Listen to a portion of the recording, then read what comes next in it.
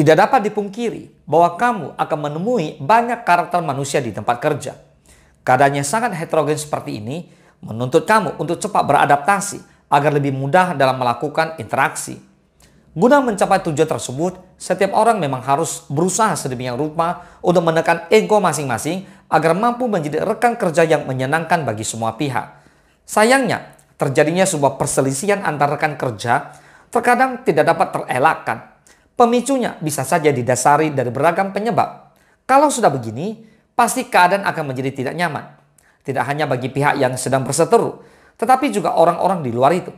Oleh sebab itu, bila terlibat konflik seperti ini, segera cari cara untuk mengakhiri. Mengapa? Karena ada dampak negatif terlibat konflik dengan rekan kerja.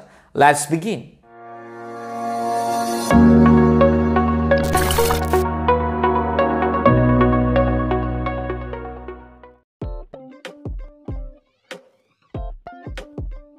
Diakui atau tidak, berkonflik dengan rekan kerja pasti akan mengganggu pekerjaan. Bayangkan apabila kamu dan orang tersebut merupakan satu tim yang dituntut untuk punya kerjasama yang apik, tetapi malah saling berseteru. Betapa hal ini akan sangat menyulitkan keadaan karena tentu komunikasi tidak berjalan dengan lancar. Jika kondisi semacam ini terus dibiarkan, seringkali kinerja kamu jadi kacau sehingga target pekerjaan tidak dapat dicapai dengan maksimal. Kalau sudah begini, tentu kerugian akan semakin terlihat jelas. Siapa yang mau bertanggung jawab?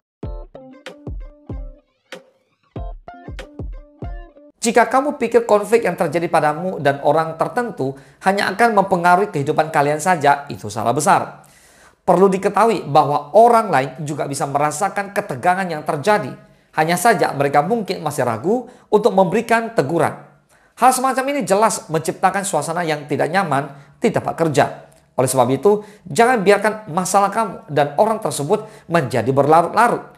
Sebelum semua berubah menjadi semakin rumit, duduklah bersama untuk mencari penyelesaian yang paling tepat. Ini merupakan tindakan yang sangat bijaksana dan sudah seharusnya dilakukan dari awal. Kalau kalian sudah berhasil menyelesaikan konflik, maka rekan-rekan kerja yang lain juga akan merasa lebih nyaman.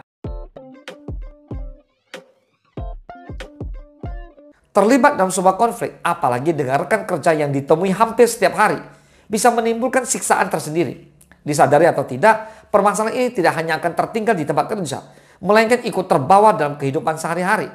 Kamu jadi tidak bebas untuk beraktivitas, karena terus memikirkan masalah yang belum terselesaikan. Guna mengatasi perkara ini, kamu dan orang yang terlibat dalam konflik tersebut tidak boleh lagi jadi seperti seorang anak kecil yang saling adu kekuatan ego. Harus ada yang berani bersikap dewasa dan memulai untuk mengurangi permasalahan yang terjadi sehingga dapat lekas menemukan solusi. Percayalah, begitu konflik ini selesai, hidupmu akan kembali nyaman dan terasa damai seperti sedia kala. Jadi jangan tunda untuk mengakhiri perseteruan kamu dengan rekan kerja ya. Berbeda pendapat dengan rekan kerja hingga menimbulkan konflik yang serius terkadang memang tidak terelakkan. Namun, usahakan untuk tidak membuat masalah ini berkepanjangan karena dampak negatif terlibat konflik bakal mengganggu kenyamanan kerja. Oleh sebab itu, segeralah berinisiatif untuk mencari jalan tengah dan tidak perlu saling menunggu siapa yang akan minta maaf terlebih dahulu. Semakin cepat perselisihan diakhiri, semakin cepat pula kamu bisa kembali ke performa kerja yang prima. Semoga bermanfaat. Salam sukses, dahsyat.